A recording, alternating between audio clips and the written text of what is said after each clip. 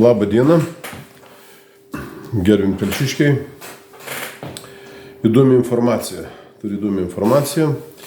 Prieš kurį laiką, kada čia prieš balandžio mėnesį paskleidžiau tokią informaciją, kad buvęs Telšių rajono meras Kęstutis Gusarovas tapo bedarbiu, kadangi mero nebeišrinko ir darbo nebeturėjo.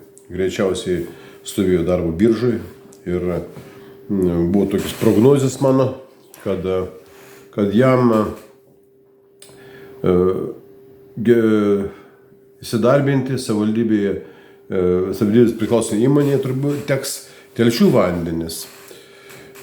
O tokia informacija. Na ir dabar žiūriu, Telšių vandenys, UAB Telšių vandenys priklausomai savivaldybei skelbia konkursą. Įsteigtas yra vietos pavaduotojas. Anksčiau tokių vietų nebuvo. Įsteigtas buvo pareigos direktoriaus pavaduotojai, 2 direktoriaus pavaduotojai.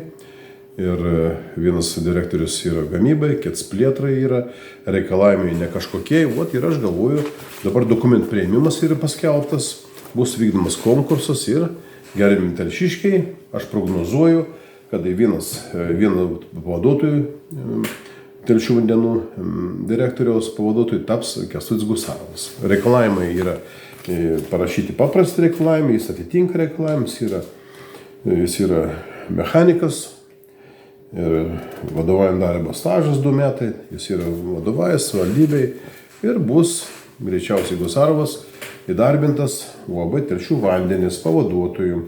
Atlyginimas yra 13,5 koeficientas. Tai yra atlyginimas 2500 su kapeikom, plus 50% priedas. Viso atlyginimas numatomas apie 3800 per mėnesį su priedu. 3800 ir galėčiau lažintis, kad tas pareigas eis būdavęs meras Kęstutis Gusarovas, kadangi Telšių vandenyse daugelį metų vadovauja jo pusbrolis.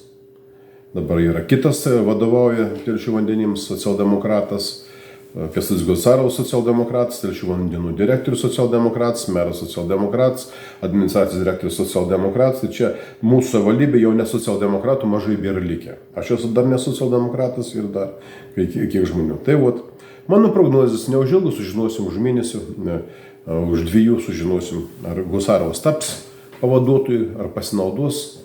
Ar aš esu aiškiaregis, ar ne, ar plepys. Sužinosim už mėnesį.